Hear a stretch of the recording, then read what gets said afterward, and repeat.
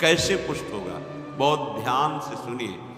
यदि आप किसी परिस्त्री गमन, बहुत शास्त्रों में बार बार आता है तो आप मान लीजिएगा, अगर आप परिस्त्री गमन करते हैं तो फिर केवल बातें बना लीजिए, बात समझ में नहीं आएगी आपको, ये अध्यात्म समझ में नहीं आएगा, ऐसे उड़ जाएगा, पकड़ में ही नहीं आएगा।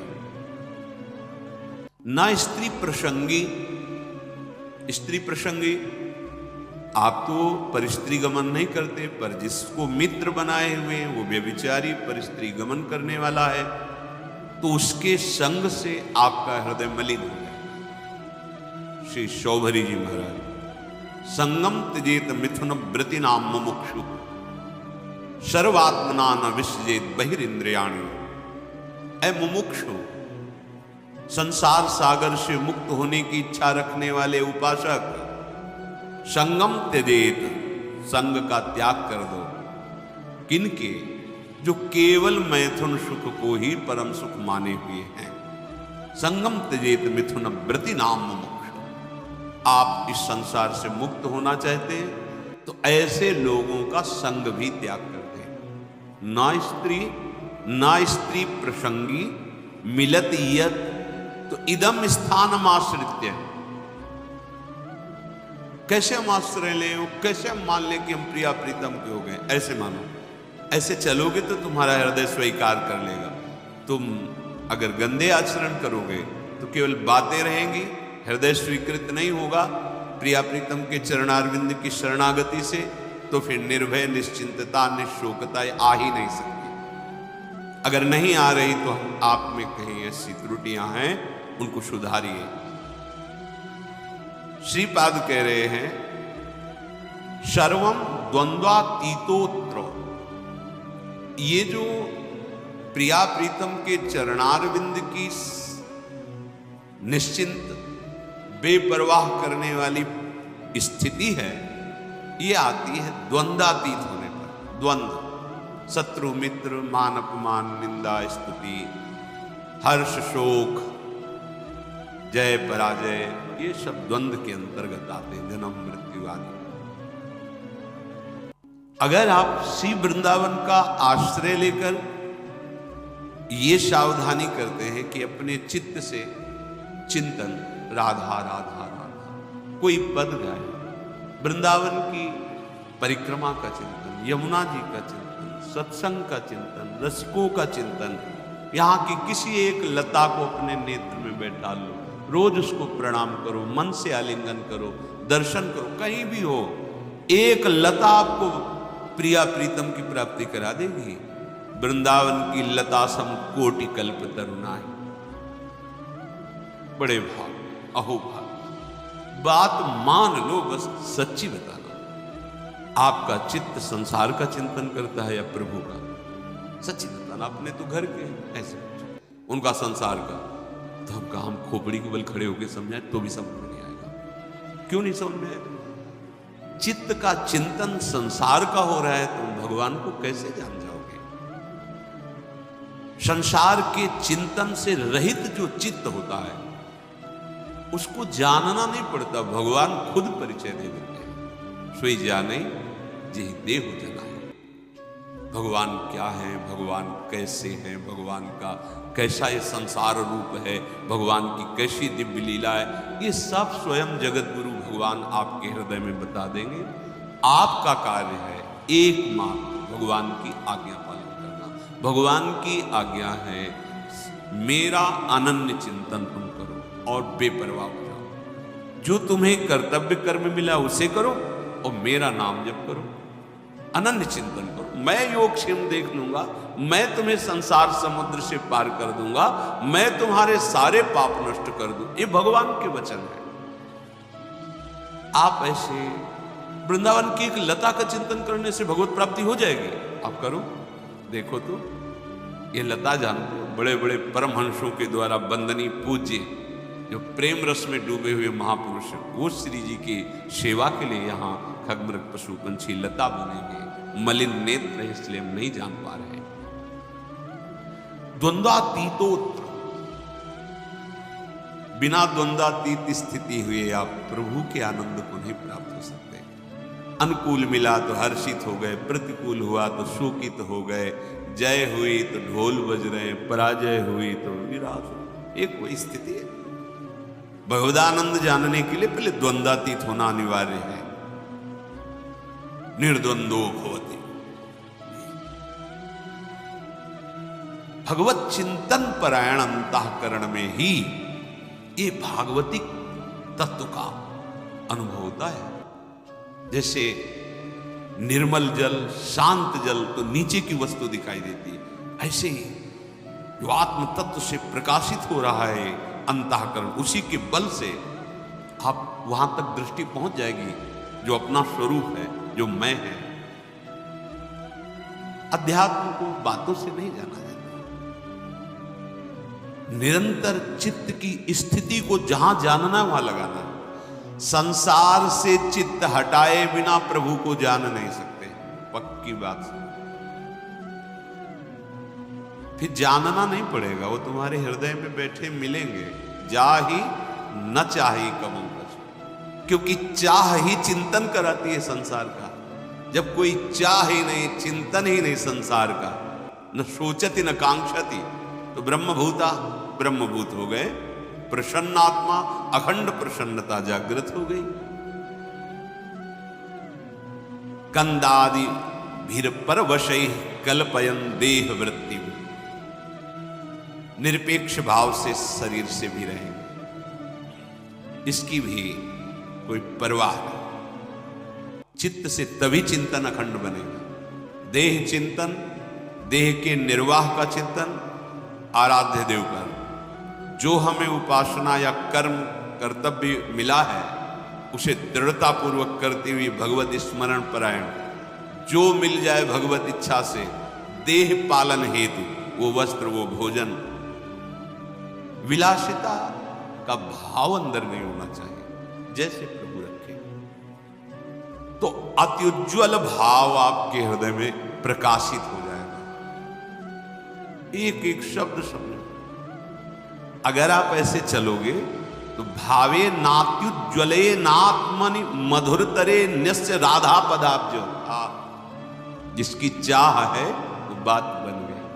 कैसे बनेगी?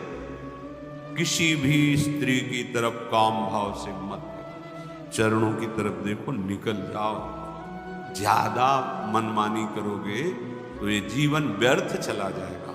ऐसे लोगों की संगोष्ठी में मत बैठो जो वासना को जगाते हैं और वासना को बढ़ाते हैं। सीधा वृंदावन का आश्रय लेकर रसिकों की बताई पद्धति से उपासना,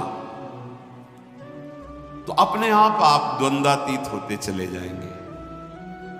क्योंकि उपासना आपको सहनशीलता प्रदान करेगी। सहनशील व्यथित नहीं होता। बहुत संपत्ति आ जाए तो भी उदासीन रहता है। जाना है, कुछ नहीं जाएगा, क्यों फूल रहे हो? सब कुछ नष्ट हो गया, जाना है, क्यों शोक कर रहे हो? क्यों भूल रहे हो? अपने पास तो अक्षुण्ण संपत्ति है, अविनाशी सी श्यामा श्याम, क्यों शोक करते हो? यहां सब कुछ जाना है। इतना सुंदर विवेक रहता है कि सहनशील महात्मा द्वंद्वातीत हो जाता है। चाहे कोई गृहस्थ में हो, चाहे विरक्त में हो, महात्मा एक स्थिति है का नाम है। जो महात्मा है वो एक स्थिति है। साधुता एक स्थिति का नाम है। जैसे प्रधानमंत्री एक पद है, ऐसे साधुता एक स्थिति का नाम है। वेश मात्र को स्थिति जहां कहीं साधु का वर्णन होगा वहां लक्षणों का वर्णन, स्थिति का वर्णन पाया गया है। ये तो आचार्य परंपरा से वेश दिया गया है। वेश है, स्थिति नहीं तो अधूरा।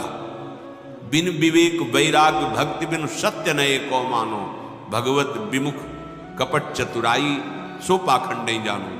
भगवत ऋषि जी महाराज कह रहे। अगर वेश है और उद्देश्य भी पक्का है तो सोने में सुगंध मानो। फिर क्या कहना है? फिर तो सतरति सा लोकांतार्यति मम भक्ति युक्तो भुवनम पुनात। लोक के लोक पावन करने की सामर्थ्य महात्मा रखता है। हम देह को बहुत दुलार करते हैं, इसी के भरण पोषण में, इसी की चिंता में। देख लो, आप देखो इसी की चिंता में, इसी के भोगों में, इसी के संग्रह में, तभी हम द्वंद्वों पर विजय प्राप्त नहीं कर पाते। यदि हम भगवत चिंतन परायण हों तो इतना सुंदर विवेक जागृत हो जाता है, हर द्वंद्व में वो सम रहता है।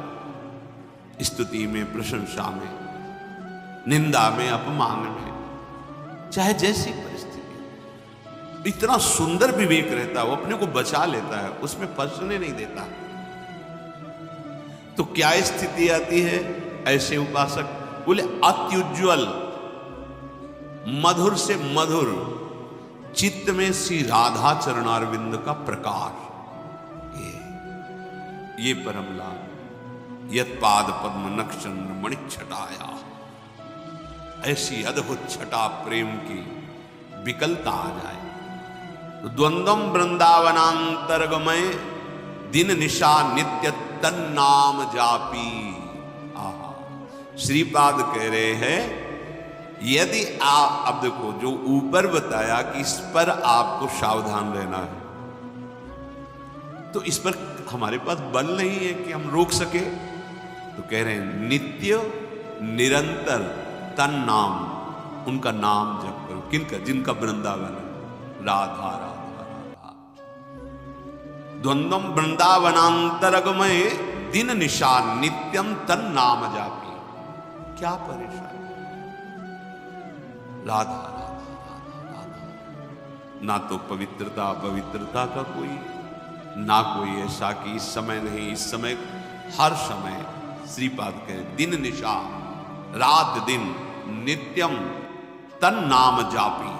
जो तन नाम जापी है वो न स्त्री प्रसंगी मिलती, यद इदम स्थानमाश्रित सर्व।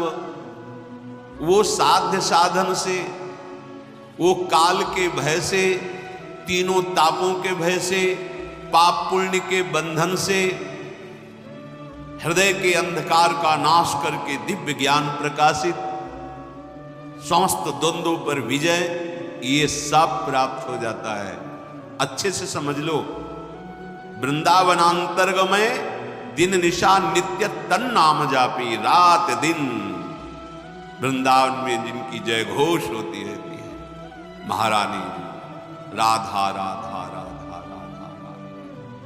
लालजू के हृदय का आह्लाद, प्रेम मूर्तिमान सांद्रानंद घन प्रेम मूर्ति किशोरी राधा राधा। मान लो सब स्थितियां आपके हृदय में आ जाएंगी। अब बातें केवल करो और नाम जप ना करो, धाम चिंतन सत चिंतन न करो, फिर ये स्थिति कहां से आएगी? जहां चिंतन करते हो वही दशा आएगी आपके अंदर। विषयों का चिंतन करते हो तो विषयों की दशा आएगी। विषय नाशवान, परिवर्तनशील, शोक में, दुखालयम में दुख ही तो है। तो यही आपको प्राप्त हो रहा है। बचना चाहते हो इससे, और चिंतन करते हो वही जिससे आपको ये दुख प्राप्त हो। चिंतन बदलो, आचरण बदलो, लक्ष्य आपका दृढ़ हो। असत नहीं सत, असतो मां सद गवे। जो हम असत शरीर, असत व्यवहार में हैं, अब हमारी यात्रा सत की होगी, सच्चिदानंद की होगी। श्री विदुर जी महाराज धृतराष्ट्र जी को उपदेश करते हैं। नवद्वारमिदं वेश्म त्रिस्थूणं पंच साक्षिकं क्षेत्रज्ञाधिष्ठितं विद्वान् यो वेद स परः कविः। हे महाराज धृतराष्ट्र, आंख, कान आदि ये 9 द्वार वाला जो देह है, शतोगुण, रजोगुण, तमोगुण रूपी खंभों से ये स्थित है, अर्थात त्रिगुण के द्वारा ही इसकी रचना हुई है। 5 ज्ञानेंद्रियां विषयों को भोगने वाली है, परिचय कराने वाली।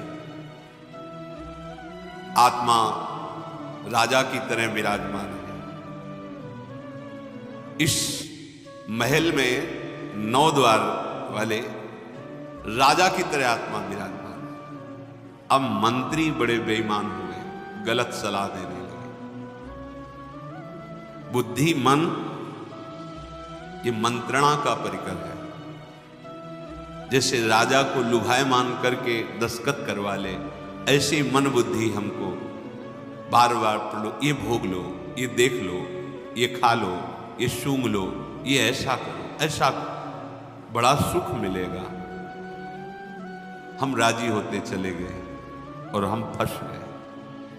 अब अपने आप से अपने आप का उद्धार करो, भगवान जो कह रहे हैं। अब होश में हो जाओ, तुम्हारे सलाहकार गलत हैं।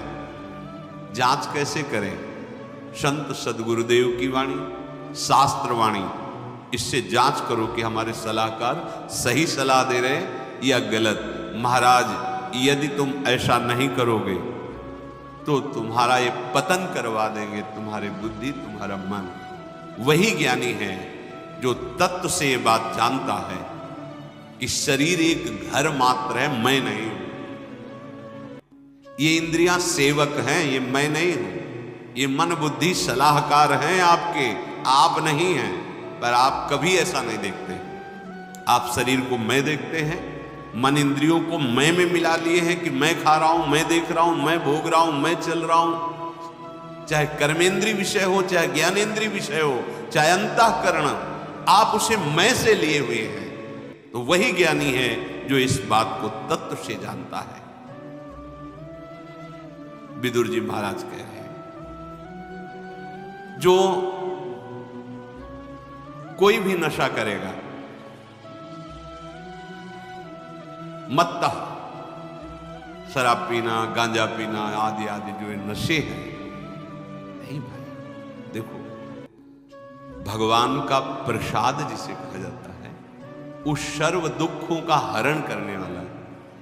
और भगवान का प्रसाद, भगवान का नाम, भगवान का उच्छिष्ट प्रसाद, जो हमारे हृदय के पापों का नाश करके प्रसन्नता प्रदान, प्रसादे सर्व दुखा नाम हानिरस्य होता है। प्रसाद का मतलब ये नशा नहीं है। जो करते हो हम प्रणाम करते हैं, पर हमारा शास्त्र कहीं ऐसा किसी भी उपासना में किसी भी उपासक को आदेश नहीं करता। सिद्ध पुरुषों की बात अलग है। जैसे भगवान शिव हलाहल जहर पिए, तुम एक बूंद पियो मर जाओगे। एक महात्मा थे, 10 तोला संख्या रोज खाते थे। पूज्यपाद उड़िया बाबा ने सुना उनका, ऐसा कैसे हो सकता है? अरे 1 तोला में 10-5 मर जाए, फिर 10 तोला। बोले महाराज झूठ बात नहीं, वो रोज शाम के 4 बजे पाते। बाबा गए उनके यहाँ तो पूछा, तो उन्होंने मुस्कुरा के कहा, हाँ पाते। 10 तोला संख्या आप कैसे पा जाते? बोले शाम के 4 बजे बैठे, सिलबट्टा में डाला धतूरा, संख्या जय पीसा, खप्पर में धोया, पी गए। बोले हमारा रोज का आहार है। हमें महापुरुषों का वही अनुकरण करना है जो उनके उपदेश से मिलता हो। कोई भी नशा, यहां देखो धर्मराज के साक्षात स्वरूप में, कोई भी नशा करने वाला तत्वबोध को प्राप्त नहीं होता। जो तत्वबोध को प्राप्त हो गया है उसके ऊपर कोई नियम नहीं है। जैसे आद्य गुरु भगवान शंकराचार्य जी आगे जा रहे थे, पीछे शिष्यजन जा रहे थे। पता नहीं क्या भाव आया, मछलियां उठाई, बिक्रे ऐसे उठाए, जब देखा गुरुजी ने खा लिया तो 4 शिष्यों ने नहीं खाया और शेष आगे जा रहे थे तो भ्रमण ही करते थे, तो कांच गलाया जा रहा था। खप्पर में खोलता हुआ कांच में पी गए। जिन्होंने नहीं पिया तो वहां भी नहीं पिया। जो पिए थे वो जो मछली पाए थे उनसे कहा पियो। कांच कैसे पियो, मर जाए तो मछली क्यों खाए? जो नहीं खाए थे उनसे कहा आपने क्यों नहीं खाया जब हमने खाया? उनका प्रभु आपने आदेश नहीं किया, आपने क्यों पा लिया? बोले आपने पाया तो हम पी तो रहे हैं, गलाया हुआ कांच पी ना पिए। ऐसे किया तो जीवित मछलियां निकल पड़ी। सिद्ध योगी प्रवाहित कर दिया नहीं, आप वो तो लीवर में जाकर पचने लगे। हमें वो अनुकरण बात नहीं करनी जिसका वो आदेश न कर रहे हो। उनके उपदेश से जो उनके आचरण मिले, शास्त्र सम्मत बात है महापुरुषों के जो आचरण उनके उपदेश से मिले, बस वही अनुकरणीय है। वो क्या कर रहे हैं? कोई भी नशा, जैसे कहते हैं भाई, हमने सुना है ऐसे, फिर ध्यान में अल्यो ब्रह्मलोक पहुंच गए। भाई हम प्रणाम करते सिद्धों को, हम उनके चरण सेवक हैं, पर हम अपने जैसे साधकों के लिए कह रहे भाई सिद्ध पुरुष तो हलाहल पिए वो झाले, उनका काम, उनकी मस्ती, वो तो भगवान को प्राप्त हो गए। भैया उनका काम बन गया है, उनमें भगवान में अंतर नहीं। जैसे सखागण और गौवें गोपगण फंस गए दावानल में, कन्हैया बचाओ, तुम्हारे सिवा कोई नहीं बचा सकता। बोले भैया आंख मूंद लो, मुंह में पी गए, पूरे ज्वाला को पी गए मुंह में। एक कोयला लाल लाल रखो मुंह में, रख पाओगे? नहीं। भगवान के मुख से साक्षात अग्नि का प्रादुर्भाव हुआ है। भगवान उसी जगह उसको रोक ले, आओ अपने स्थान पे आ जाओ। भगवान ही तो सर्व रूपों में, तो जो भगवान को प्राप्त महापुरुष हैं उनमें और भगवान में अंतर नहीं। ब्रह्मविद ब्रह्मविद। अब उनके ऊपर आप ही ऐसे नहीं कर सकते कि ये खा रहे हैं। बड़े सिद्ध महापुरुष, तो जहां भिक्षा नहीं लेनी चाहिए वहां से निकले, रोटी बन रही थी, ला रहे रोटी, तो डर गए महाराज जी। अरे ला, इसमें रोटी लिया का, इसमें कहीं वो है जो उन सब है कुछ? ब्रह्मार्पण ब्रह्म भगवदर्पण। लेकिन वो आचरण हमारे लिए जो आदेश करे वही अनुकरणीय नहीं है। महापुरुष जो आचरण कर रहे हैं वो आचरण उनके उपदेश से मिलता है कि नहीं? अगर नहीं मिलता तो हम प्रणाम करते हैं, वो हम कर नहीं सकते। कोई भी नशा साधक को, हम सिद्धों के लिए नहीं कहते हैं, कोई भी नशा खा करके आप भगवत तत्व का चिंतन, भगवत बोध नहीं प्राप्त कर सकते। सबसे बड़ी कमी, आपको उस नशे में सुख लग रहा है क्योंकि बुद्धि शिथिल होती है, तो आपको लग रहा है बड़ा आनंद आ रहा है। आपको भजन से सिद्धि प्राप्त करनी है, भजन से इंद्रियों को शिथिल कर देना है, भजन से मन को निसंकल्प कर देना है, भजन के सिवा कोई चाह नहीं रह जाए। अगर आप 4 बजे भांग पाते हो ना, फिर आप देखिएगा 4 बजे केवल भांग ही का ध्यान होगा, सब ध्यान हट जाएगा, लगेगा कि कैसे मिले, कैसे। कोई भी नशा नहीं, भगवत प्राप्ति हमारा लक्ष्य है, इसलिए कोई नशा नहीं। जब तक तन्मयता भजन की, जीवन की सार्थकता क्या रहे। और सच्ची बात, जो हमारा मन मलिन है, जब उसे भगवत चिंतन में लगाते हैं तो एक जलन पैदा होती, आग। जैसे आग से स्वर्ण तेजस्वी होता है, मल नष्ट होता है, ऐसे ही मन जो हमारा पतित हो चुका है, वो उच्च अवस्था को पहुंचने के लिए भजन के बल से जब चढ़ता है तो वो निर्मल होता है। उस जो ताप प्रकट होता है वो पाप को जलाता है, हम सह नहीं पाते। नहीं, मना कर।